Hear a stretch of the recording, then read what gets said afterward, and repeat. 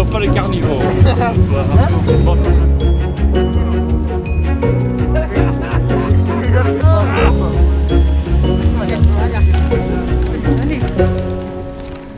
Boris est un grand garçon qui reste souvent à la maison. Il n'aime pas beaucoup le contact avec... Il aime bien le contact avec les autres personnes, mais il n'aime pas sortir de la maison. Donc s'il sort, ben, ça va, il n'y a pas de souci, mais c'est le premier à vouloir rentrer. S'il doit rentrer, je sors un petit peu de la maison, un petit peu. Ben oui, tu sors un petit peu de la maison, oui. mais c'est pas terrible, hein. Qu'est-ce que tu fais là, toi? Bah toi, qu'est-ce que tu fais là? Toi, ce que tu fais là? Bah moi je suis en train de filmer, et toi? Moi, ça donne à manger aux animaux, ça dérange peut-être. C'est des vaches là qui... Donc le syndrome X fragile est un handicap mental d'origine génétique et héréditaire. Donc c'est au niveau génétique la deuxième au niveau de la prévalence du nombre de personnes impactées. Elle vient juste après la trisomie 21, mais elle est la première au niveau génétique et héréditaire. Donc la consultation diagnostique est fondamentale parce qu'elle va amener pas mal de réponses à la question du pourquoi, mais en parallèle va aussi apporter son lot de questions quant au devenir de l'enfant sur le plus ou moins long terme. Est-ce que mon enfant sera capable de travailler, d'avoir un job, de ramener des sous, de fonder une famille, d'être autonome? Jusqu'au début de l'adolescence, les enfants sont assez renfermés, des fois sont très centrés sur leur maman, ont du mal à aller vers l'extérieur, sont très timides, ne parlent pas, parlent très tard. Dans les syndromes de TX fragile où il y a des difficultés des apprentissages, ça ne veut pas dire qu'il n'y a pas d'apprentissage, simplement les apprentissages se font plus lentement, mais aussi parfois plus tardivement. Et qu'est-ce que tu fais encore à l'école? Du dessin. Oui. Quoi d'autre? De la gym aussi. Et j'en ai oublié. Un peu de musique aussi. Musique. Et c'est tout. Musique. C'est déjà pas mal. Ben oui. Alors chaque patient avec un syndrome X fragile est différent et le choix de la scolarité va se faire principalement en fonction des difficultés de l'enfant, mais également en fonction de critères familiaux et géographiques. Donc dans un premier temps, souvent l'enseignement général est préconisé moyennant évidemment la mise en place d'aménagements, qu'ils soient d'ordre pédagogique, organisationnel, voire matériel. Lorsque les difficultés sont trop importantes ou lorsque cela entraîne un mal-être chez le patient, à ce moment-là, une orientation vers une école dite spécialisée va être proposée. Depuis quelques années, les écoles mettent des choses en place. Certaines écoles ont des projets qui sont vraiment porteurs, mais ça reste assez anecdotique et ce n'est pas encore du tout quelque chose vraiment d'ancré. Il ne faut pas oublier que la Belgique a quand même signé la résolution de l'ONU qui établissait l'inclusion scolaire comme étant un droit pour toute personne en situation de handicap. Nous avons signé cette résolution, mais nous n'avons rien mis en place au sein des écoles ordinaires pour pouvoir accueillir cette inclusion et les personnes avec des difficultés en inclusion. Nous avons un recul d'une trentaine d'années, plus ou moins, par rapport à l'association et à l'évolution des familles. Et donc on a vécu aussi les différentes évolutions de l'entrée en primaire, en secondaire, et puis qu'est-ce qu'on fait après l'école? Ça me fait un peu peur quand même parce que j'ai encore 3 ans devant moi et je ne sais pas exactement comment ça va se passer. Je ne sais pas s'il ira au centre de jour, s'il restera à la maison, s'il travaillera, si on aura trouvé des petites choses comme ça. Ça, je ne sais pas. Pour les parents, c'est une utopie, c'est vrai, on est proche de la science-fiction quand on parle de handicap mental et insertion socio-professionnelle. Et c'est là que réside toujours la pierre d'achoppement, c'est comment on va préparer les jeunes à, une fois qu'ils arrivent le 30 juin, qu'ils ont 21 ans accomplis, ils ne peuvent plus rester dans l'enseignement secondaire. Mais qu'est-ce qui existe réellement? L'école est assez présente, elle m'oriente vers des petits loisirs vers lesquels il peut aller. Voilà, ici on va aller faire de la pollinisation. C'est son prof de français qui nous a renseigné.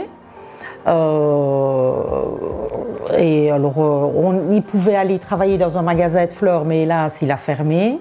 Les parents se fient à ce qui se fait à l'école, mais l'école n'a pas nécessairement toujours des objectifs d'insertion professionnelle, ce n'est pas nécessairement le but de l'école, c'est plutôt les apprentissages. Or, effectivement, dans un cadre comme l'X-Fragile, les apprentissages vont prendre plus de temps, mais ils sont possibles, il faut plus de répétitions. Et donc, il est important que les parents pensent assez rapidement au type d'activité, de métier qu'ils voudraient donner à leur enfant, évidemment aussi en fonction de ce que l'enfant aime faire. Et puis, voilà, il faut mettre en place toutes les mesures pédagogiques de manière optimale pour atteindre cet objectif. Alors, les patients avec un syndrome d'X fragile, comme la plupart des patients en général avec un handicap, sont souvent décrits de par leurs symptômes négatifs, que ce soit un trouble du développement intellectuel, un trouble de la communication, du langage ou du comportement. Et les capacités positives sont souvent mises à l'écart, comme l'empathie ou les capacités de discrimination visuelle chez le patient X fragile. Alors certes, il ne faut pas occulter ces difficultés, mais il y a moyen de les travailler justement en vue d'élaborer une stratégie pour aller vers des activités inclusives. Parfois, il y a des bases qui peuvent être apprises quand l'enfant est jeune, mais quand l'enfant a 18 ans ou un peu plus, tout à coup, il y a une maturation neurologique suffisante pour entamer des apprentissages qui n'étaient pas possibles avant. Et donc, pour l'insertion socio-professionnelle, pour la maximiser, il faut aussi essayer de favoriser l'apprentissage après cette limite légale de 18 ans. Parce que c'est souvent à cet âge-là où tout à coup des apprentissages deviennent possibles qui étaient inabordables avant. Il y a différents types de solutions qui existent. Alors, au niveau structurel, il y a les services d'accueil de jour pour adultes qui sont agréés, subventionnés au niveau de la VIC, l'Agence pour une vie de qualité au niveau donc, de la région wallonne. Et donc là, ce sont des activités qui sont variées. On peut aller de la cuisine au jardinage, à tout type de travaux et qui permettent à des jeunes de rester dans un environnement institutionnalisé mais encadré par des éducateurs et autres, et d'avoir une activité. Alors ils ont aussi pas mal d'activités de loisirs entre autres, et c'est une activité qui est concentrée sur la journée en semaine. Oh,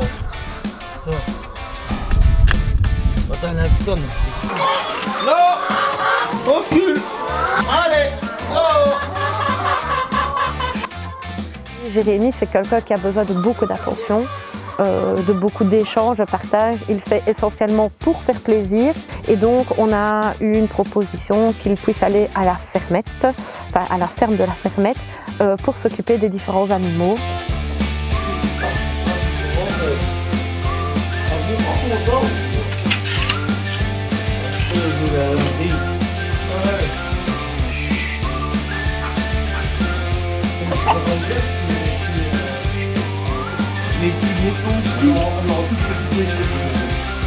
C'est une valorisation par le travail. Donc la personne soit valorisée dans son travail, et ici l'animal est un outil qui nous permet de donner ce travail à ces personnes-là et d'amener cet accompagnement-là. Donc les adultes qui viennent travailler ici sont des fois plus calmes avec les animaux, puis ça leur permet aussi des fois de ne pas trop penser aux problèmes qu'eux ils rencontrent dans leur vie, mais de pouvoir se mettre dans le bien-être et le souhait de l'animal, et donc ils pensent aux animaux des fois avant de penser à eux-mêmes. Alors dans le cas de Jérémy ici, on est sur un jeune homme qui est très observateur. Il va de suite voir les choses, il va signaler à ses camarades « Tiens, t'as oublié de sortir cette poule là, tiens, t'as pas ramassé ces œufs là ». Il voit vraiment très clair dans le travail. Alors ici Jérémy, on va changer l'eau des alpagas parce que comme il a fait chaud le week-end, il y a eu des bactéries. Donc on va bien frotter les bacs d'eau pour le remettre. On va dire que ces animaux nous sont également l'outil dans le sens où ils nous permettent d'entrer en contact avec une population ordinaire. C'est-à-dire que nos adultes n'ont pas toujours l'occasion de pouvoir rencontrer des personnes pour parler de leur travail et de ce qu'ils font. Et ici, grâce à cet outil-là, les gens viennent à la ferme faire une visite, et ce sont nos adultes qui prennent en charge cette visite. Donc ça, c'est une façon pour eux déjà de garder un lien social avec l'extérieur, de continuer aussi à apprendre des choses et dans un environnement où ils peuvent faire quelque chose d'utile pour eux, pour les autres. Oh, je vais mettre là sur le côté, je vais mettre Déjà, si tu le frottes et qu'il n'y a pas d'eau, Plomb. Attends. C'est vraiment quelque chose qui lui tient à cœur, il se sent responsable, il se sent valorisé aussi dans ce qu'il peut faire, il maîtrise au fur et à mesure ce qu'il fait et il se sent épanoui dans son groupe. Et tu vas encore. tourne le noir. Tu vas encore le tuyau. Je crois qu'il est mort le tuyau, on a ça, non? Non, non, il va bien, regarde. Voilà, mon frère, je crois qu'il est mort BDCD le tuyau. De prendre la brosse. Et où est la brosse cressonnée? Mais t'es sûr que t'as gardé assez d'eau pour bien le nettoyer là? Voilà, ici. Voilà. Et frotte, hein. Dans ta force, c'est le moment de montrer. Hein. Vas-y. Après, c'est pas forcément le premier à vouloir poigner dedans, donc il faut souvent avoir un camarade avec lui qui va des fois un peu le motiver, ou l'éducateur qui va venir. Allez Jérémy, maintenant on poigne dedans, on voit que tu as vu ce qu'il y avait à faire et on va y aller. À partir du moment où on intervient avec lui, eh ben, ça va souvent le faciliter à démarrer dans son travail.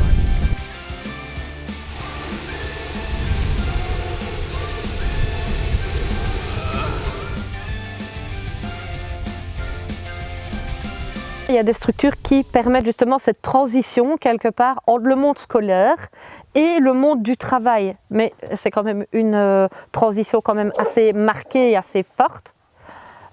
Et donc il va être nécessaire peut-être de passer par une étape tampon qui est un service de formation, mais qui est encadré de façon plus intensive qu'un service de formation classique, avec des éducateurs, avec un suivi psychologique, social et autres, pour traiter tout ce qu'il y a autour de la formation.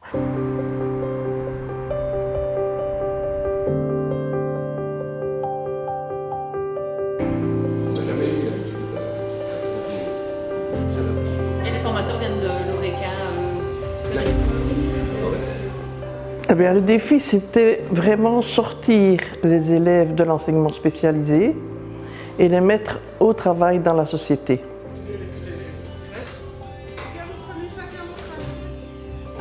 Alors, un jour, je ne sais pas pourquoi, ça s'est passé dans ma tête, je ne saurais pas vous l'expliquer. J'ai dit, on va créer le petit chemin, on va rouvrir le petit chemin qui existait sur notre fort. Et petit à petit, on a engagé des éducatrices.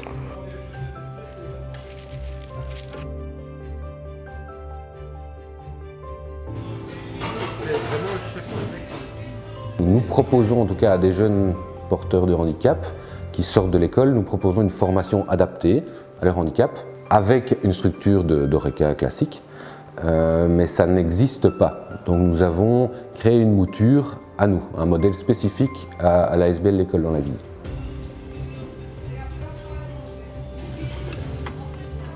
Ils gardent leur statut de handicapé, ils continuent à recevoir leurs allocations et ils sont reconnus comme ayant un travail valorisant. La personne handicapée, depuis qu'il est né, on la considère comme une personne handicapée. Donc on la met implicitement en dessous, avec des compétences moindres, etc. Notre politique, notre pédagogie, c'est de dire tu es capable, tu viens chez nous, tu es capable de faire des choses. Et on va te montrer que tu es capable et que tu vas arriver à les faire. Donc ce que tu fais, tu en prends un, tu gardes ça. Ok?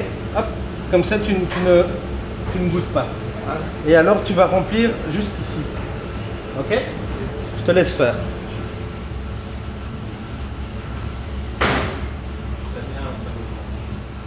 Et la restauration, c'est un travail qui demande beaucoup d'aptitudes, mais qui est tout à fait accessible quand on a un bon formateur. Eux ne se soucient pas d'avoir un salaire en fait. Ils se soucient d'être motivés à se lever le matin pour une action spécifique, pour être dans une équipe qui les encadre, qui leur demande des tâches, etc. Et être considérés comme un travailleur normal, malgré leurs difficultés. Pour moi, en effet, ça peut avoir une importance du genre tu apportes un truc à la société, tu pourras avoir un avenir avec et continuer dans une bonne lancée et tout. Ben, ça me permet quand même d'avoir une chance d'avoir quelque chose au quotidien et ça me permet aussi d'apprendre à avoir confiance en moi dans la vie de tous les jours.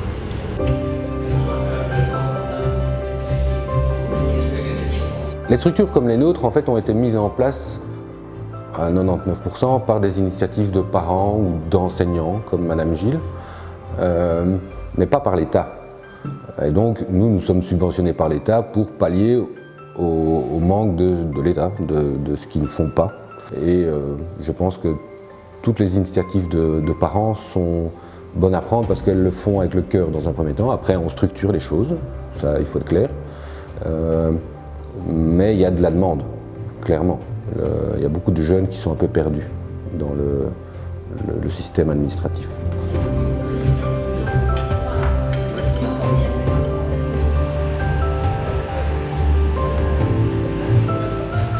Le plus important, c'est qu'on se rend compte que c'est utile. Et la seule chose que je souhaiterais, c'est que ça soit reproduisible dans d'autres structures, toujours avec la confiance de base. Il faut une confiance dans la vie, il faut croire qu'on est aidé quelque part par les éléments extérieurs ou par la providence, ça dépend des croyances. Moi, je suis très croyante, donc j'ai toujours cru que je serais aidée et j'ai été aidée, je peux dire que ça.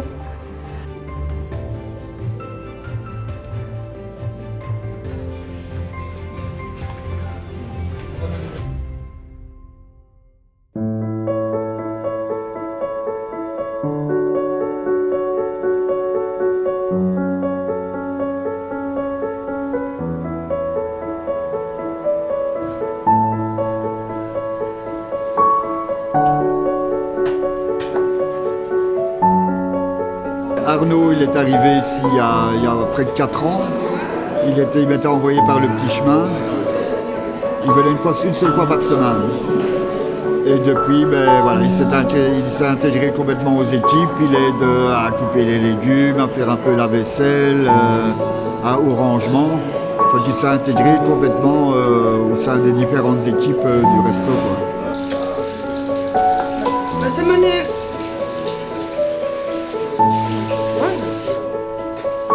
C'est important que les gens puissent sortir de chez eux, soient intégrés dans des équipes diverses et variées. Hein. C'est super important pour eux. Non, je vais la journée, moi. Tu vois que ouais, je te connais. On fait des pâtes Non, il demande qu'est-ce que tu fais. Les tomates. Demain pour la soupe. La soupe. Oh, ça frappe là.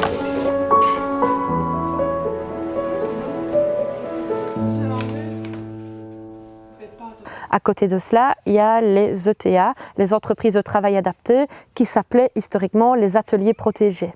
Quand elles ont changé de nom, elles ont changé également de philosophie, c'est-à-dire que c'est réellement une entreprise pour laquelle il faut postuler quand il y a un poste ouvert avec une fonction bien déterminée, et il faut avoir en amont une autorisation de la VIC pour pouvoir rentrer dans ce type de structure.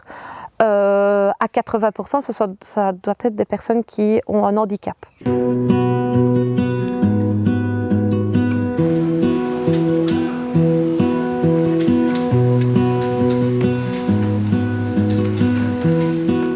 Le projet avec la VIC, c'était de mettre en place justement une cellule d'accueil, donc une cellule pour accueillir les jeunes qui étaient en difficulté, avec une collaboration étroite avec les écoles. Et voilà, tout ça a été mis en place alors, et on a pu, en tout cas cette fois, dans un projet, mettre Thomas en route. Donc c'est-à-dire que Thomas, de manière progressive, à partir de 18 ans, a pu commencer à faire des stages. Et donc là, on a pu mettre en avant les difficultés de Thomas, qui était évidemment avec le X-Fragile, c'était vraiment le TOC qui était assez important chez lui, et alors la nécessité de répétition. Donc l'activité de l'époque permettait, et encore aujourd'hui pour certaines pathologies comme le X-Fragile en l'occurrence, de permettre vraiment à ces personnes de pouvoir trouver en tout cas un sens en tout cas à leur travail, et surtout un réconfort et une sécurité parce qu'on est dans un environnement qui leur correspond, quoi.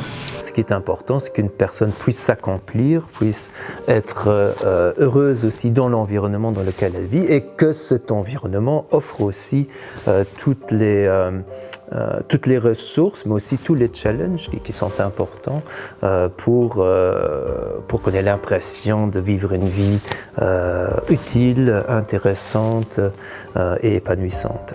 ce sont des personnes qui ont besoin d'être devant des défis, devant des perspectives pour avoir ce sentiment de responsabilité et se sentir bien et se sentir reconnu. Et après, cette autonomie peut grandir en parallèle avec ce sentiment de responsabilité qui leur est donné.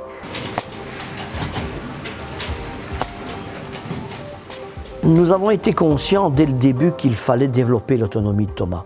Donc très jeune, même vers les 2-3 ans, parce qu'il avait déjà un petit retard pour l'acquisition de la marche par exemple, on l'a toujours stimulé, on l'a toujours encouragé dans tous les gestes quotidiens pour qu'il se débrouille seul. Parce que tu sais faire beaucoup de choses. Ouais, je sais faire beaucoup de choses. Tout seul. Et tu aimes bien faire les choses tout seul. Dis un peu ce que tu peux faire comme chose. Je lave mon linge, je repasse aussi. Et qu'est-ce que tu fais Je fais à manger aussi. Mais l'année prochaine, je pars habiter dans mon appartement à Soigny. Ça, c'est pour me rapprocher un peu plus de mon travail et de mes collègues aussi. Tout ce qu'il était capable de faire seul, on prenait le temps pour qu'il le fasse. C'est surtout ça qui est important, parce que comme il le fait à son rythme, ça prend du temps. Mais dans la vie d'aujourd'hui, vous savez très bien que c'est très difficile de se mettre au rythme des autres. Bien souvent, on nous impose un rythme. Ici, il n'était pas question qu'on lui impose un rythme, mais il fallait que ce soit lui qui y arrive, mais de lui-même. Il faut toujours considérer, même si c'est une personne avec un handicap mental, qu'on n'a jamais atteint le sommet. À 25 ans, la personne, elle peut progresser comme tout le monde. Et en parlant avec les parents ou les personnes qui les encadrent, on peut se rendre compte que des fois, on a vraiment des belles surprises. Pourquoi ? Parce qu'on leur fait confiance. On ne s'imaginait pas, en ayant suivi tout ce parcours difficile, qu'un jour Thomas aurait été capable de travailler près d'une machine, de faire fonctionner une machine à différents postes. Moi-même, quand je suis venu ici sur place à l'époque, j'ai été très étonné de ce qu'il était capable de faire. Être bien dans sa peau, ça passe par le fait de se savoir reconnu comme une personne à part entière, avec des désirs, des aspirations et des projets qui nous sont propres, et pouvoir se rendre compte qu'on est écouté. Et ça, je trouve que c'est fondamental.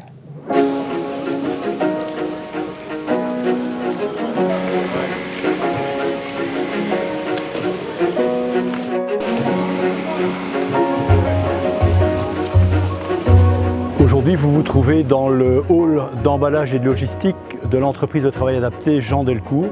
Donc ici, on a environ 150 personnes qui, au quotidien, ont des activités d'emballage et de conditionnement de produits que généralement vous retrouvez dans les grands magasins pour les promotions de la semaine ou les promotions du mois.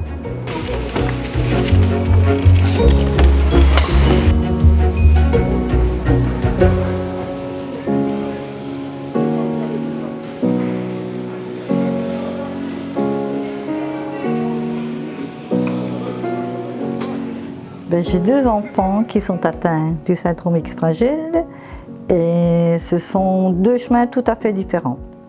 Donc Mike qui travaille en atelier protégé et son frère Kevin, lui il est en institution. C'est pas évident ni pour Mike ni pour Kevin, mais bon, Mike est très indépendant et il aime aller de l'avant. Il ne parle pas beaucoup, il est très réservé. Mais c'est quelqu'un qui a vraiment un cœur grand. Donc il aide énormément. Il reste dans son coin, bon, il fait du sport, il travaille, il se lève tout seul, il fait plein de choses tout seul. Et vraiment, il a une indépendance franchement vraiment formidable. Au niveau des ETA, évidemment, il y a un encadrement social, psychosocial qui existe et avec justement une adaptation au niveau du suivi, des évaluations, au niveau de l'accueil, au niveau de l'écolage et de l'accompagnement des jeunes et des adultes. Mais ça reste une entreprise aussi, donc avec justement ses objectifs en tant qu'entreprise et de l'autre côté l'objet social qu'elle défend. Un des objectifs de nos entreprises, c'est de permettre à ces personnes qui entrent chez nous, par cet accompagnement, de gagner en autonomie et d'évoluer dans la société, à la fois dans leur travail, mais également dans leurs responsabilités. Si on prend Mike depuis son début chez Jean Delcourt, il a déjà beaucoup évolué. Et vous avez vu tout à l'heure dans son travail, il est autonome. Il s'occupe de la pallettisation de produits, de positionner ses palettes au bon endroit pour qu'on les emporte. Donc Mike est quelqu'un qui a du potentiel et qui, si on continue à l'encadrer, peut gagner en autonomie et en compétences également, donc prendre plus de responsabilités au niveau de l'activité d'emballage et pourquoi pas dans une autre activité à un moment donné. Je prends les palettes des boîtes, des moyennes, je mets là, je les filme, puis je les range ici, et lui il met les étiquettes. Ouais, ici j'aime bien, ici j'aime travailler et tout le monde. Mike, il va peut-être pas le montrer, mais Mike est très fier de lui. Et il me rend très très très fier.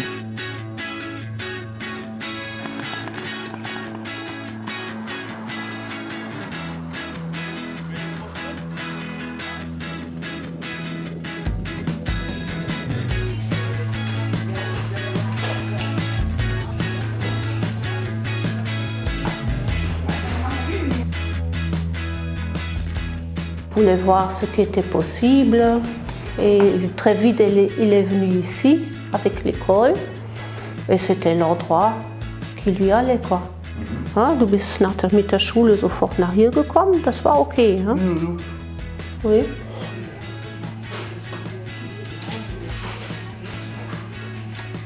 Nous employons principalement des personnes qui ont un handicap.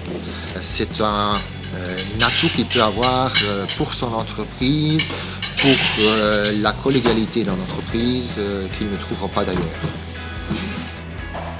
Was gefällt dir besonders an der Arbeit hier?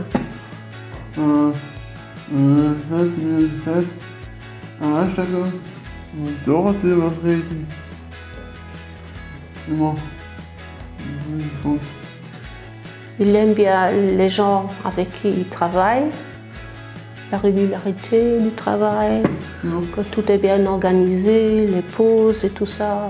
Il sait déjà aujourd'hui ce qu'il va faire demain, etc. Des choses comme ça.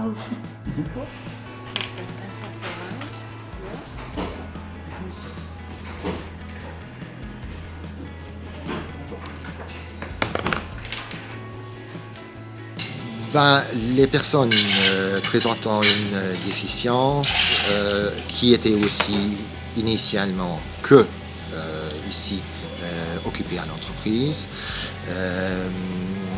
vous donnent un retour émotionnel très fort pour tout ce qu'ils font, pour tout ce qu'ils peuvent faire ou quoi, ou leur reconnaissance pour le travail ou quoi. C'est travailler avec quelqu'un tout à fait différent que, disons, un travailleur classique. Was möchtest du später machen? Später machen umziehen. Umziehen. Déménager. Il aimerait bien déménager dans son appartement. Ja, noch ein Appartement. Hättest du gerne eine andere Arbeit? Nee, nur hier, nur Werner. Hier bei Werner. Ja. Il veut rester ici.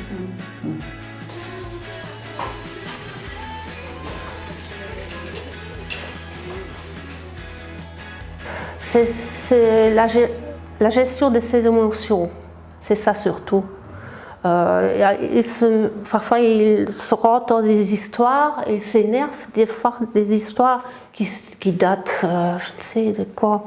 Alors quand on l'entend, qu'il s'énerve, alors on l'interrompt, mais s'il est tout seul, alors là, je ne sais pas jusqu'où ça peut aller, quoi. Alors c'est ça qui nous fait un peu peur.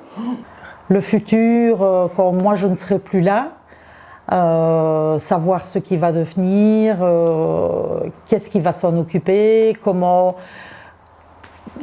on va l'aimer comme moi je peux l'aimer, et ça c'est C'est très important pour moi ça.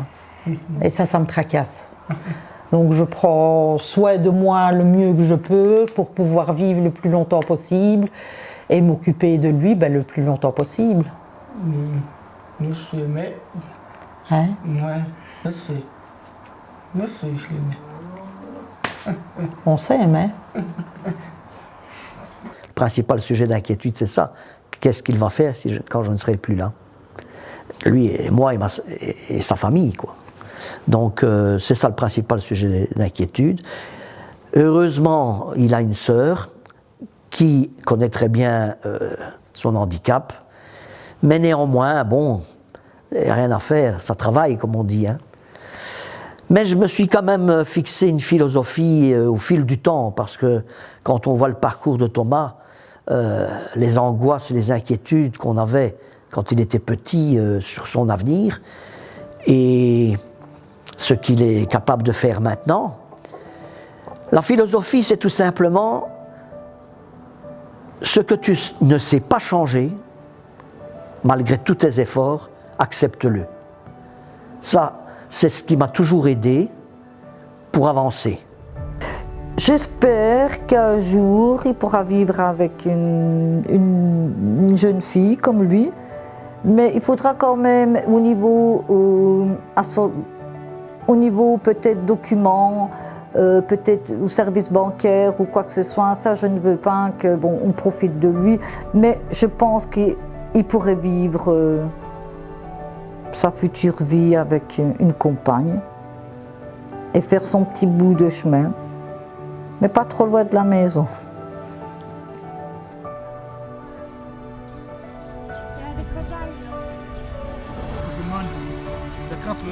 Tu les as vus ici, Pokémon? C'est toi, t'as vu, toi, mais c'est pas moi, ça monte, pas voler. C'est toi. C'est pas voler. On a mangé aux animaux. J'ai mangé aux animaux. Martine, elle est où là? Les bouts d'un tout peu. Donc aujourd'hui c'est une journée extérieure où on va voir des moutons. Après on aura un atelier sur la laine feutrée. Et comme ça ils vont aussi découvrir l'animal et l'utilité de cet animal. Ça permet aussi de familiariser les gens entre eux et avec des autres personnes avec qui les interactions sont possibles. Et ici, ils ont l'occasion vraiment d'interagir ensemble avec toutes sortes de handicaps et toutes sortes de qualités. Ah, il est là. Ah oui, il a une petite montre avec des photos. Non, à mon avis, je ne crois pas qu'il y ait une montre comme ça. Mais là, la même. Il râle. Ensemble, on a 10 fois plus d'idées et on peut mettre des choses en place. Mais il faut qu'il y ait cette peur qui s'en aille et cette volonté de travailler main dans la main. Mais bien sûr, il faudra toujours une adaptation. On n'est pas utopique. On sait que ça demande du temps, de l'énergie et que le handicap sera toujours là. Mais il n'y a pas que le handicap qui est là, il y a une personne derrière.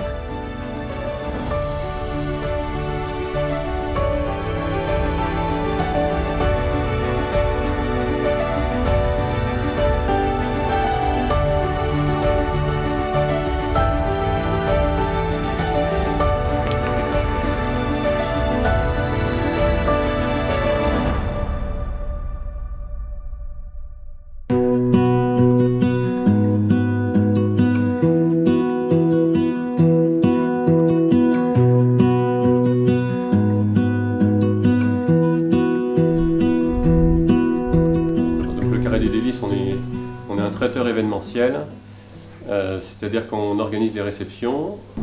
Tu aimes ton travail? J'aime bien. Oui. Et le travail avec les collègues? Oui, ça, c'est sympa. C'est sympa avec les collègues? Oui.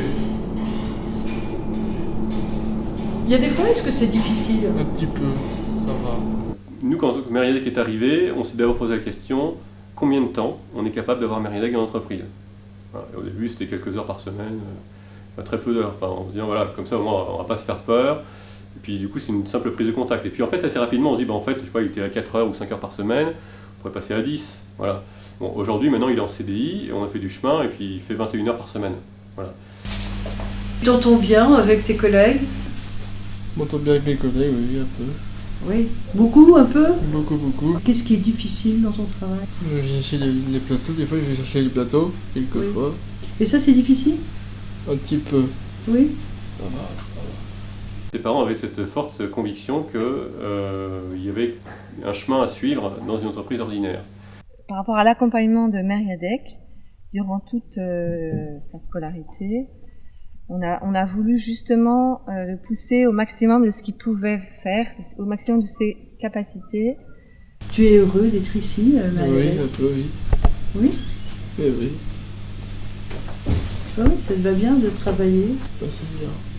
Avant de valider son CDI, là on a fait une évaluation avec des notes. Donc pour le coup on a demandé à 4 personnes dans l'entreprise qui avaient vraiment beaucoup travaillé avec lui de l'évaluer sur sa cadence de travail, sur sa qualité de travail. Au niveau de la qualité de son travail, on avait une grande qualité de travail et pour nous c'est ce qui est le plus important, parce que comme on est sur du traiteur événementiel, quand quelqu'un voit son petit four, son petit canapé, il faut que ce soit bien fini, que tout soit régulier, tout soit pareil, qu'il n'y en ait pas un gros, un petit, que ce soit beau. Voilà. Le saumon fumé, et c'est quelque chose qu'il a vu faire dans son entreprise et qu'il a reproduit, et il nous a demandé à Noël d'avoir tout le matériel nécessaire pour faire fumer le saumon. Et donc c'est une cloche avec de la fumée de bois de hêtre qui diffuse un certain temps, etc. Il en a fait sa spécialité, et donc il aime beaucoup le refaire quand on a de la famille, quand on a des amis, et pour ses collègues, il l'a fait aussi, il est très fier de cette... En fait, il faut s'adapter à son handicap et à sa façon de penser et de réagir. Donc du coup, il faut trouver des astuces pour que Mériadec puisse ne pas être perdu et déstabilisé. Il faut toujours trouver une source de motivation et de faire en sorte qu'elle soit le plus possible interne. C'est-à-dire qu'est-ce que Mériadec adore faire et comment on peut lier ce qu'il adore faire avec les choses qui sont un peu plus difficiles à faire. Mériadec, quand il a une tâche qu'il connaît bien, il se débrouille très bien tout seul. Enfin, il arrive à se débrouiller, quoi, en fait. Voilà, ce qui nous apporte que Mériadec, déjà, c'est sa bonne humeur. Il est toujours de bonne humeur. Donc c'est très intéressant de travailler avec lui. Même si on est un peu, nous, en stress, il est toujours là un peu pour nous apaiser. Est-ce que tu as envie de dire autre chose? J'aime bien rigoler, moi. Moi, je suis marrant, des fois, je suis marrant. Quelquefois. Ouais. Je rigole un peu avec les collègues, on rigole des fois. On prend du café avec les collègues, quelquefois. C'est bien. Ouais. Les collègues, ils vont bien. Le mec, il les fait rire, c'est moi qui les fais rire. Ils sont contents. Bon. Ils sont fiers de moi. Oui. Merci, Mériadec. Voilà. Là, si tu veux, mon pote, celui-là. Marche pas. Oui, un petit peu, toi. Tu vas marcher un petit peu, tu vas marcher. Yeah. On y va. Tu marcheras pas. C'est pas celui-là, je prends. Je suis là, je prends.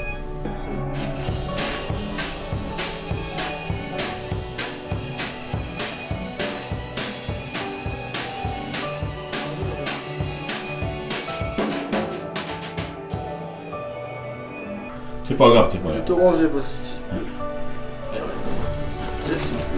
Ah bah il est monté, Il y a